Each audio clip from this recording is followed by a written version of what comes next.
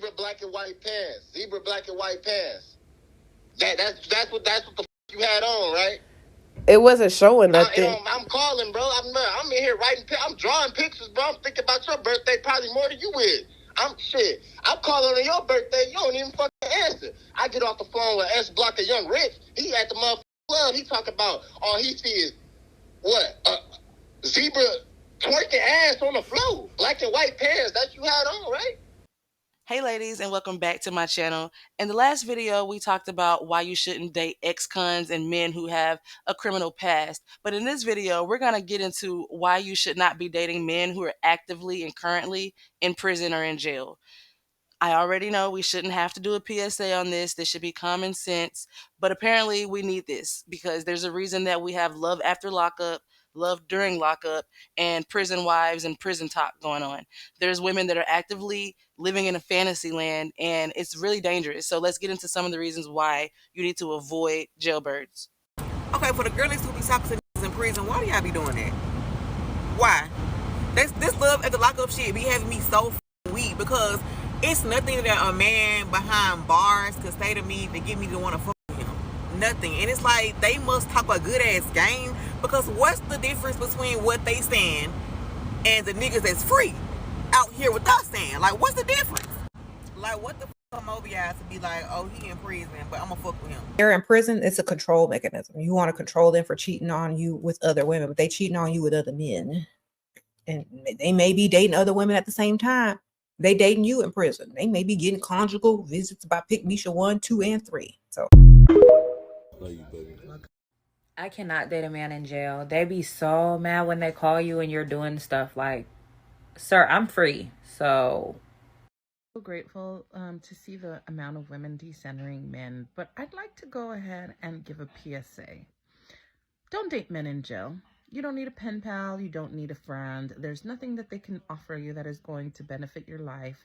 And I can guarantee you, with all that extra time on their hands, you will never be the only one. Just wanted to let you know in case you haven't decided to decenter the men in prison yet. Have a good day. Let me just go ahead and break this down in layman's terms because I know that there's a woman listening to this video who's already emotionally being worked on by a prisoner. Okay, there is nothing that a person who's being exiled from society can do for you. Meaning, all they're going to be able to do is take from you. They're going to be taking your time, your money, your energy, your attention, and they're taking you away from reality because your mind is focused on them in their prison cell. Your mind is focused on whatever story he's painted for you. You're actively working the details out in your mind, which means you're not in reality. So it's just making you delusional. And when you spend your actual money on it, unless you're a millionaire and you have money to just send away, you're actually holding yourself back financially. He might be the reason why you are living right at the poverty line. Me and Jose was in love, child, okay? I don't know. I think it's just because he used to tell me that he was basically going to do everything I ever wanted, you know, in those prison letters. Oh, and I took this prison wife thing serious, babe. I was waking up at like 4 o'clock in the morning so I could be the first one there at visit with my little bag of quarters. Like, yes.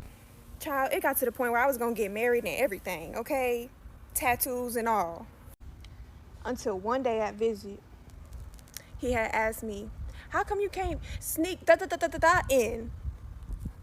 Whoa. I had felt some type of way because I felt like, Jose, you're putting me in jeopardy, babe. Like, what are you thinking? Married to an ex-felon. Of course I still have my vending machine card in my wallet.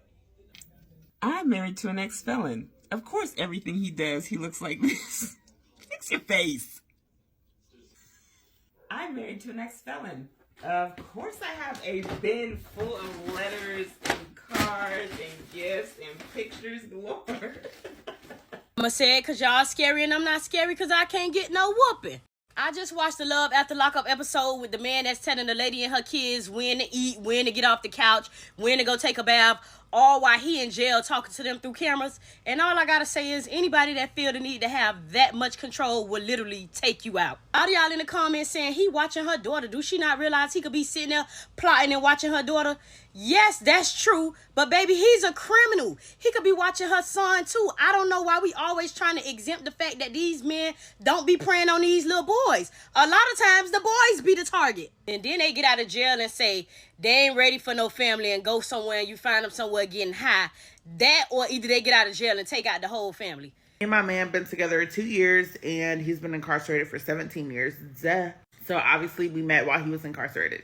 But anywho, our whole relationship, like I live across the country, so our whole relationship, I would see him like 2 to 4 times a year, 2 to 3 times a year. And obviously we get conjugal visits so I can spend the night with him, but still it's so hard. So in 2.5 months, I'm moving across the country to Oregon to be closer to him. He's in California, but to be closer to him. And I'm so excited. I live in Georgia right now, so we are on 2 opposite sides of the country. And it's just so crazy because for the first time in our relationship, we'll be able to see each other like every single week. I can go over there like 3 times a week if I wanted to.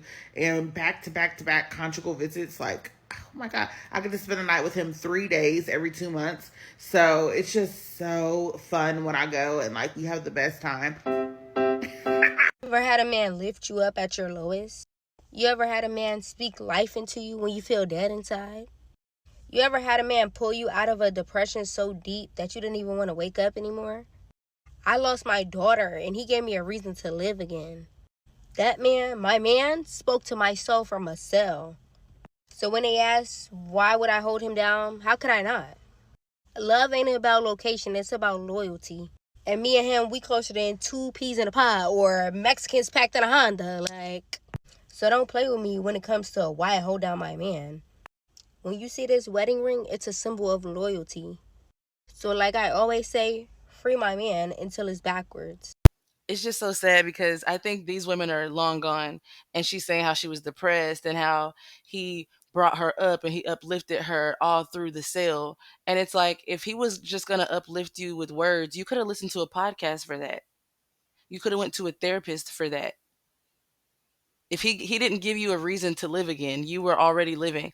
I find that people, when they date at their lowest point, they tend to make terrible life decisions. Because if she was not at her lowest, this wouldn't even be a conversation. If she wasn't depressed and just at her very, very weakest, this wouldn't even been her solution. And unfortunately, the women don't realize that they're trying to manipulate these men. That's why they're dating prison men. They think, I know where he's at, who he's with, what he's doing. They actually think that they're being the manipulator, but they're being manipulated because these are career criminals. I know there's going to be somebody like, well, I was dating him before. He was my man before he went to jail. Okay, let's go ahead and get into that too. I don't know how I got to the side of TikTok where everybody man is in prison, but let me give you a little auntie advice. In my 20s, I used to date a lot of street dudes. And dating this one particular street dude, he had an auntie that me and her became very close. She stepped to me one day because she seen it was driving me nuts. Going to visitations, sending him canteen money, up and down the roads, all this old crazy ass stuff, right? She said, listen, she said, leave him where he at. She said, because men, for some reason, when they're in jail, it's not the bitch that's sending them all the canteen money that's running up and down the road. It's the bitch they did not see, couldn't get in contact with, that they want to see the first quarter when they get home. I was like, what? She's like, leave him in there. Leave him in there. Don't send no canteen money. Don't answer no phone calls. Don't do any of that stuff. I took her advice, and I would be damned if I wasn't the first thing he wanted to see when he came home. My advice, leave them niggas where they at. You'll find out. I want to talk to women who are dealing with a man who is incarcerated. So currently I work at the prison, and prior to that I worked at the jail. I do mental health in prisons and jails. There is not a possible way you can get the same person back that you had before they went in, because the treatment that they receive in there, the environment, the entire, all of it all together, there is no way for you to come out of that situation not traumatized. There is no way that you have not been negatively and deeply impacted by that environment. And I'm not just talking about SA or, getting into fights and this and that. I'm talking about being dehumanized. I'm talking about being treated like an animal, seeing all kinds of ungodly things. Like, And yes, they are definitely engaging sexually, and it's difficult for people to grasp because America is so Christian that your sexuality is not yes or no. It's more like on a continuum, like a 1 to 10. So you could be 0 attracted to same sex, you could be 10 attracted to same sex, and that continuum can fluctuate based on what situation you're in. And if you are trapped in an unnatural situation but your hormones are still the same and you have not really denied yourself or been told no, then you could definitely end up in a same sex sexual situation. And they not all messing with nurses, they messing with each other, okay? But there is no possible way that the man who went into prison is the same man that's coming home. And women, you're setting yourself up for a world of hurt if you think that that's what's going on. It doesn't matter if he was just there for a short amount of time. It doesn't take long when you have been dehumanized and traumatized for that to sit in your spirit, and it's very difficult to get it out. Department of Corrections is full of good-looking men, okay? Full of good-looking men. Any and every type of man you could think of is in the Department of Corrections, baby. If you want a man that's light-skinned with pretty eyes, he's there. If you want a man dark-skinned with a beard, he's there. If you want a man dark-skinned with a beard and a bull head, he's there. If you want a man dark-skinned with a beard, bull head, and slim, he's there. If you want a man I don't like females who be saying they not holding no nigga down in jail, because that just screams you a hoe. Like, it's giving you going, like you going. Clap, clap, clap. Speaking of sex and conjugal visits, that's one of the main reasons of why these women can't think straight. This is why y'all cannot manipulate these men, because y'all are depriving yourself of sex and interaction outside of that person in jail, and he's not. He's getting all of his fixes. He's with men, he has other women calling, he got baby mamas calling, he got high school friends. Like, you cannot manipulate a manipulator, because you're actually getting your feelings involved. This girl is pregnant. She has driven herself into a wall. She is pregnant. And these conjugal visits, it's been some stuff on the news. I've seen people in the comments saying, hey, mention this. There's been 2 women that have been unalived by their husbands in prison. Let's get into it. 62-year-old woman was killed during a conjugal visit with her husband, who's serving a life sentence in prison. Business owner Stephanie Brinson was visiting her husband David Brinson at the Mule Creek State Prison for a conjugal visit. David has been serving a 4 consecutive life sentence without the possibility of parole. He was convicted of a 1990 robbery where he killed 4 men execution style. On November 13th, David had contacted authorities and told them that his wife had passed out about 2 a.m. Stephanie was pronounced dead at 2:51 a.m. after authorities tried to revive her. Stephanie's cause of death was determined to be strangulation. Just 4 months earlier, another woman, Tanya Thomas, was also killed during a conjugal visit with her husband at the same Mule Creek State Prison. Stephanie Brinson and David Brinson met while David was already in prison. Tanya and her husband were married before his sentencing. Conjugal visits are more than just a standard visit. Some states call it a family visit, where inmates get to visit their family or spouse for up to 40 hours. Not only does this include overnights, but this is also facilitated in an apartment-style facility. Be honest, if a nigga could bag you while he in jail, you a stupid bitch. It's zero lies being told here. But look at this. It's niggas in jail with more motion than most free people. 2,000 likes? Need you to know from the bottom of my heart, the very pit of it, you are the dumbest bitches on the planet. You deserve every bad thing that is going to happen to you if this is the way you genuinely view the world. I hope every normal, healthy, and healed woman smells a distinct scent every time they are within a 2-mile radius of you. Prison talk is an interesting place. Somebody tagged me in a video where this woman was going to pick up a prisoner that she had been dealing with. That video had over 410,000 likes. Yeah, you heard that right. Now, let's talk about something. This wasn't the most attractive woman, right? But the man that she was going to go pick up was probably a man that, let's say if he had himself together, he would never choose her.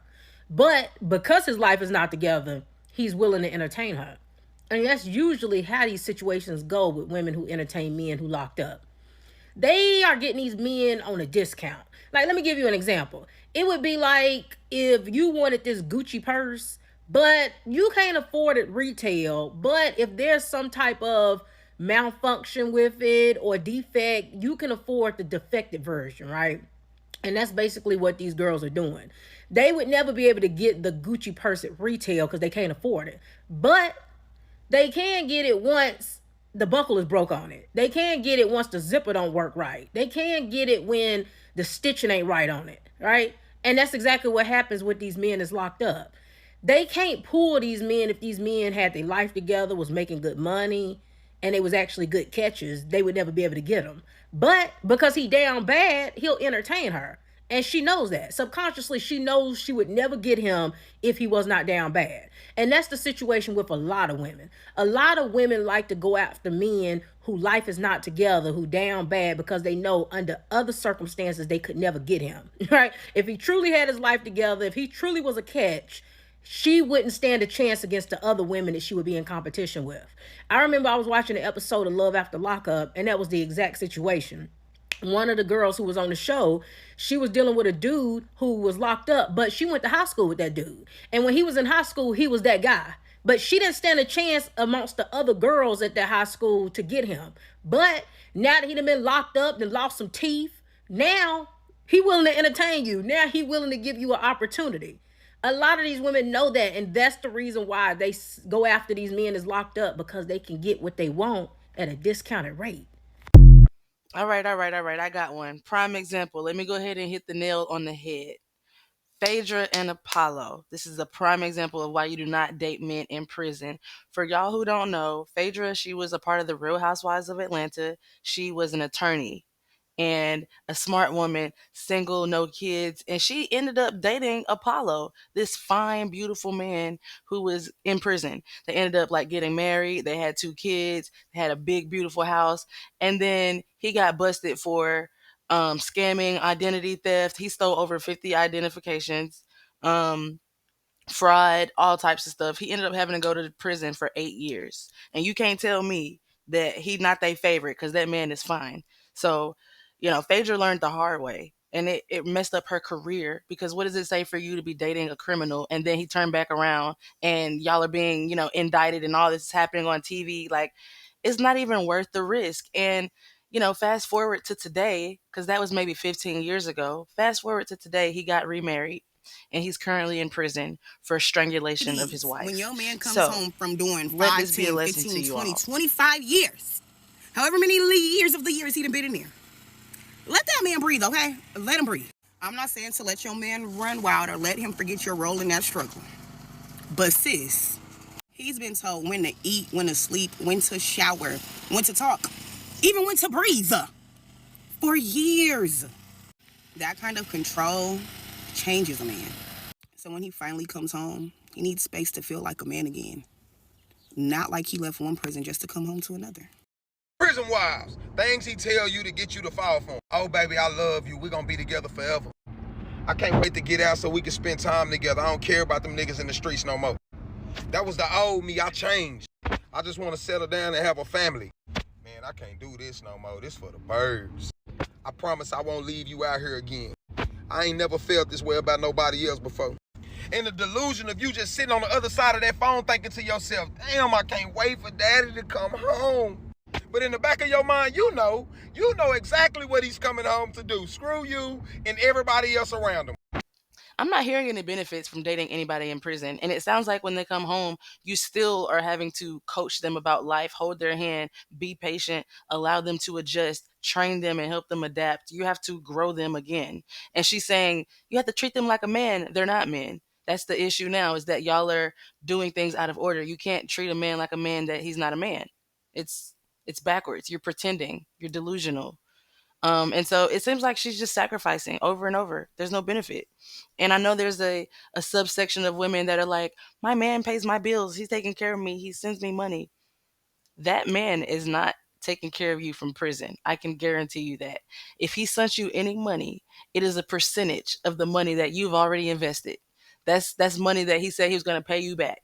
He sent you $100 and you've sent him 3,500 over the course of the year, and he sent you $100. That is not a good return on investment. That does not even you out. That does not mean that y'all are equal parties in this situationship. You are a sugar mama and you're not even getting no sugar, and that's crazy. Let me know what y'all think about this video. Be sure to like and thumbs up and subscribe, and I'll see you in the next one.